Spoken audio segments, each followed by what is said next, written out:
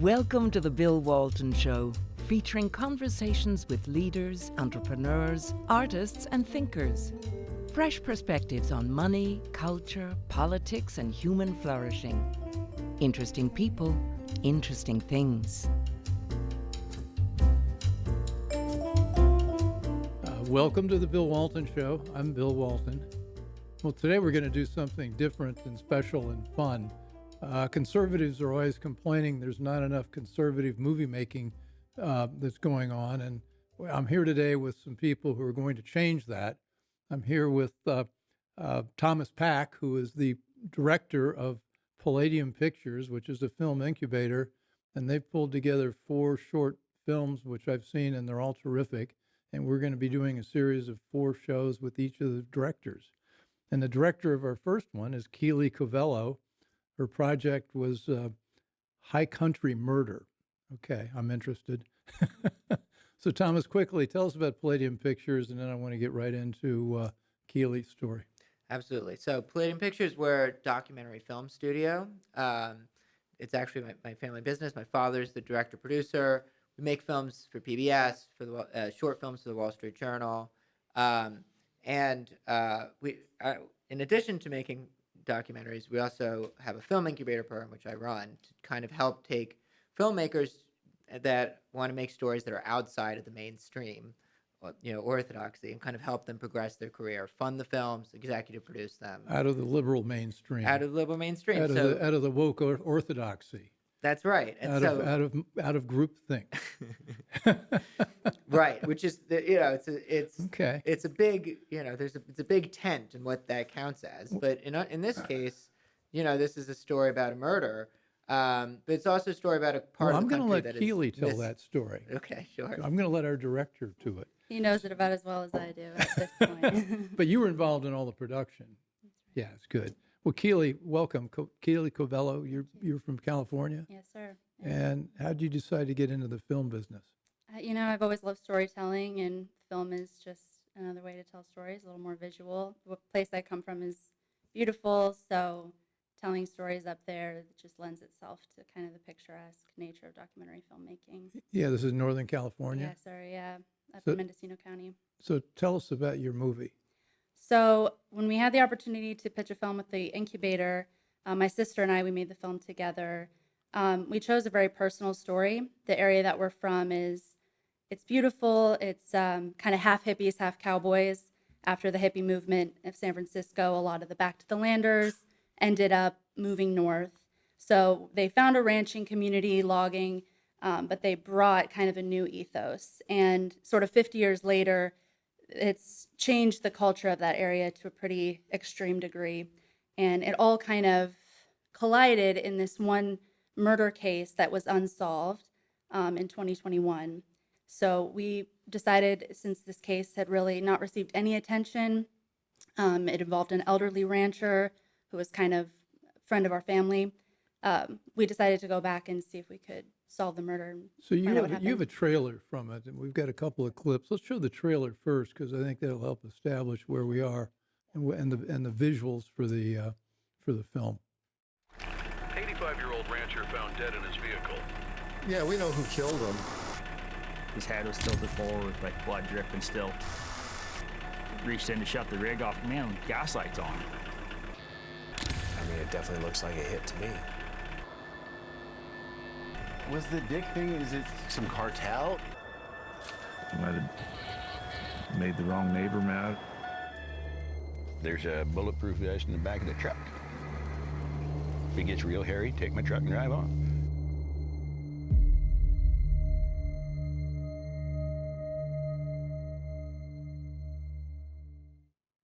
Interesting, fun to watch. Now, when I looked at that clip or looked at the thing, I wondered, the guy that says, take my truck and drive on, what plans did he have? He's the sheriff up in Mendocino County, our sheriff, Matt Kendall. So he took us to a tribal community where some of the illicit marijuana production has really impacted the area, the Native American community there. He offered to show us around and kind of show us how that culture has changed the town. It's a town called Covello.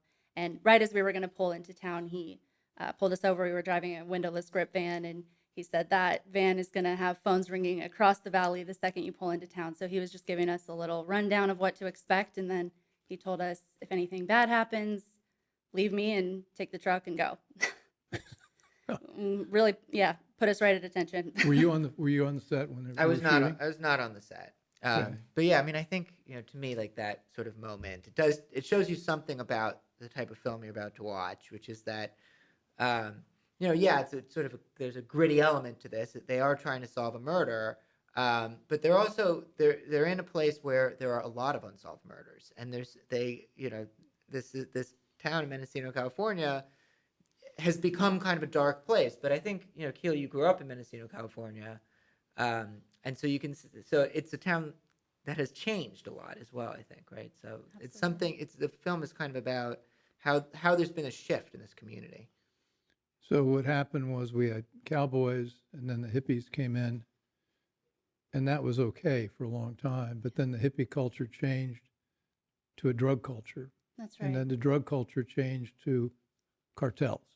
Exactly. Now we have a problem with foreign cartel presence, organized crime in the area, Bulgarian cartels, Mexican, South America, some Chinese. Apparently, there's a really large Chinese organized crime presence there right now. So when this murder happened, that was the assumption, and that's what I thought happened to this elderly rancher. We assumed it was a cartel hit. So this is not just your county; it's widespread in Northern California. Is this how pervasive is this problem? It's very pervasive. We spoke to 2 sheriffs there, and there are others, Del Norte County, Siskiyou, Humboldt, where they're just seeing an influx of foreign criminal presence still operating in this kind of lawless, mountainous, remote region. And Matt Kendall, the sheriff you saw in the trailer, told me Gavin Newsom has never returned a phone call. They're really on their own. And they have vast, acres to cover, hard to get to, hard to reach, and they're completely isolated. So Gavin Newsom's not enforcing the law. No, I'm not, according to these Are we sheriffs. shocked? No, No. I'm not. No, why there? So, what was your intention with this? You make the movie. What did you want people to think and feel? Well, I love covering stories about kind of forgotten America, the parts of America that we don't talk about, especially in the West. I think a lot of our American myths and heroes come from this area. Kids grow up looking up to the American cowboy. It's kind of an iconic part of our American story. And so I wanted to reclaim that by showing these people who have chosen a difficult but very important career in these remote, rugged parts of the West, and they're being forced to confront kind of the residual effects of a society that has largely abandoned morality, abandoned some of the traditional societal structures, starting with the hippie movement. And again, like you said and correctly identified, the hippies and cowboys lived together peacefully for the most part. It was really sort of the fruit of that ideology 50 years on that we're seeing now. And so when we went to cover the murder, we assumed it was a cartel hit, and we wanted to call attention to what these ranchers are dealing with and show people what their fellow Americans are facing as a fruit of some of these ideas. Well, but in doing this, you were trying to investigate a murder which hadn't been Exactly. solved. Exactly. So it seems to me like you're in a lot of maybe personal danger, because Yeah. here you are, Thomas knows. a A little hairy at times. pretty young woman, off trying to track down somebody who was a murderer. It was a little sketchy for Did sure. anything come up that was sort of an oh my God, what have we gotten ourselves into moment? We did have a few of those. Yeah, I mean, I'd love for people to watch the film and see what happened, but long story short, We're not going to give away the ending. I won't give away the ending. We were aware that if it was cartel, we were going to have to make some decisions about how much we were going to talk about, how specific we were going to get. Like Thomas said, there's a lot of unsolved murders. Some are cartel, and my dad, as I allude to in the film, still works out there. He's a large animal ranch veterinarian, and he's in his truck going 2-3 hours in any direction. He works in these remote places. So that's really part of the reason why I wanted to call attention to the story. I've been worried for my dad since this happened. But we wanted to protect him with any information that we found. So there's a few scenes in the film. We did a ride into the national forest where we found an illicit grow site. One of the things we learned in the process of making this is there's about 6,000 illegal marijuana grows on American public land all across the West, Montana, Idaho, California, Oregon, Washington. So it's a pretty pervasive problem, not just in California. But the minute we rode in on horseback to this area, we felt pretty stupid. We thought we should probably get out of there. Did you have a Winchester strapped to your saddle? No comment. So you had concealed carry. Something Why like don't we that. look at another clip? Sure. What are we going to be looking at here? I think we're going to see Sheriff Kendall give us a little more lay of the land in Mendocino. Coming around this turn right up here, there was a young man about 20 years old who'd been shot to death and was laid out alongside the road. They just left him there.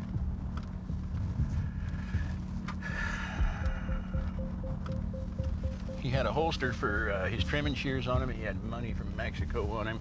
He'd been shot numerous times. We've never solved that case. We are seeing some things happening right now in the United States, particularly in these out-of-the-way areas, that we would have seen in Mexico 10, 15 years ago. And now, all of a sudden, we've got all of these bad folks in competition for water. They're in competition for land. So, Thomas, from your perspective, is this a story that it wouldn't be told by mainstream media? Yeah, I Is mean, that why it was a subject for the incubator?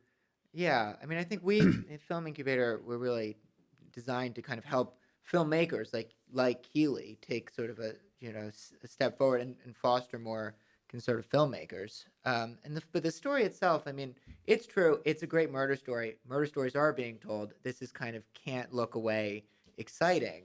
But the compelling thing to me is you get to see what I would think of as like the two Americas totally at odds, and I think of it almost like a red and a blue America. It's certainly like a rancher's America and like a more of like you call it like a hippie vision of America.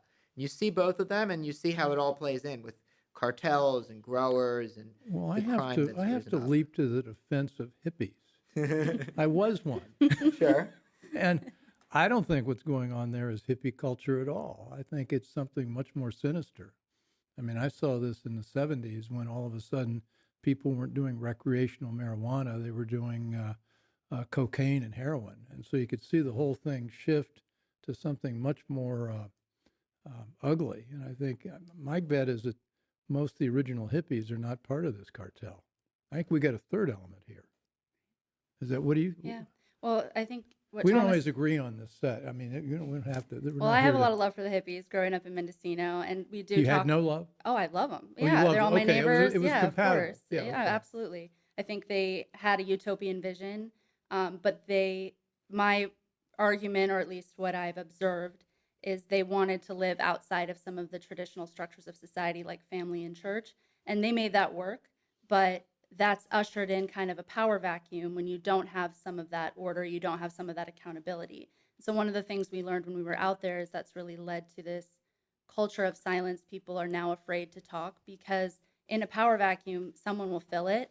And that's where you're seeing a lot of this criminal element, criminal presence come in. So maybe in a sense, it's sort of a fruition of leftist ideas in that if you do take out law or society or family or church, what are you left with? And in our case, it's kind of a nightmare. So we do talk to growers out there who are wonderful neighbors, who are good people. We ask them what it's like to live in these areas that are more dangerous. We ask them what it's like to watch the cartel come in when they were originally back to the Well, landers. describe the cartel. They're not. Sure.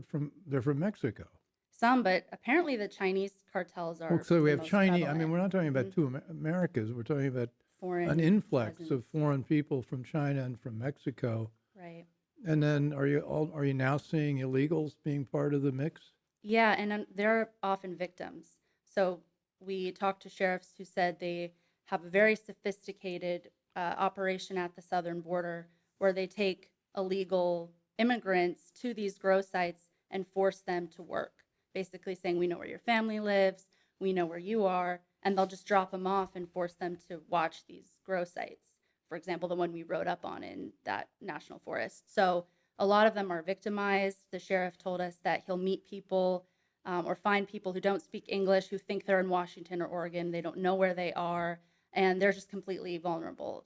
There's a lot of human trafficking, sex trafficking. It's become just a true human rights crisis at a lot of these grow sites. And Gavin Newsom should enforce the law. I would say so, absolutely. And these sheriffs are all doing their absolute best. They're very good people in an impossible situation. So where will this be shown? We're in late or mid-November. When's it coming out, and where can we see it? I think it should be out by the time you're listening to this, I assume, since it's Okay. coming out the day after we record. And you'll be able to watch it on Real Clear Politics. And I think you can probably include the link in the show notes or something. So Real Clear Politics. That's It'll be right. streaming on that along with the other 3 films that That's we're right. talking about here. Well, how do you feel about is this your debut, or have you done others in the past? This is not our debut, but it was definitely a very personal project for Michaela and I, and it does feel like the first journalistic story we had a lot of control and creative freedom over, which was a blessing of being part of the incubator and working with Thomas and Michael. Just getting to tell a story we really cared about that was very personal to us. So in a way, it feels like a debut of sorts for Well, us. we want to attract more people to the incubator. So my guess is this was a better experience because you were doing it with the PACs as opposed to just going it alone. Absolutely, yeah, they were. What kind of help did you get? I mean, it's a true mentorship program. All of us in the incubator called it kind of a master class. They walked us through it. They gave us creative freedom. It's really an opportunity to just explore an idea in a safe space where you have great feedback coming in and kind of a structure to it, which we needed for this. What about the technicals? Who did the camera? Who did the sound? Who did That the was cutting? our crew, yeah. They, Our crew. I mean, so you my team, yeah. Okay. Exactly. Yeah, we worked with Ryan Francis and Graham Kelly. It was a small crew and a close shoot. And who cut the film? Ryan Francis was our editor as well as our cameraman. Yeah. Okay, who wrote Great the team. script? That was me, I guess. Yeah. But it's as much as you can write a murder script where nothing goes to plan. So do we have a cliffhanger here? Do we find out something shocking at the end? What do you think? I think so. I think, yeah. I mean, I think that the viewers will be surprised. That the movie does shift, and I think Keely comes very close to solving this murder. I think you can leave it up to your audience to see if they think that the murder's solved. But yeah, I mean, it's a striking ending. It's good.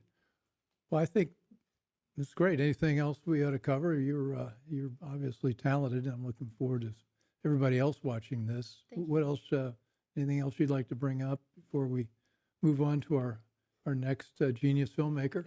Yeah, I mean, I think if you love true crime, this is not a show to miss. But I think also it's an amazing glimpse into this shifting town. And if you believe in our mission, which is just to boost filmmaking for people that want to tell untold stories. As you can see from Keely, we're looking for people that already have talent, already know how to put a crew together and shoot a film. But they get funding, they get executive producers and mentorship, and help with distribution. So it's a ton of perks to being part of the program. I agree. Absolutely. Okay, well, I hope you all found this as interesting as I did. The movie is called High Country Murder, and it'll be found on Real Clear Politics, November, what's the date today? Comes out on the 19th. November 19th, and you'll get to find out what happens at the end, and I think it'll be worth the watch. So anyway, thanks for joining, and Keely, thanks for joining, and Thomas, I'll be talking to you soon. Great. Thank you, Bill. Okay, thanks for joining.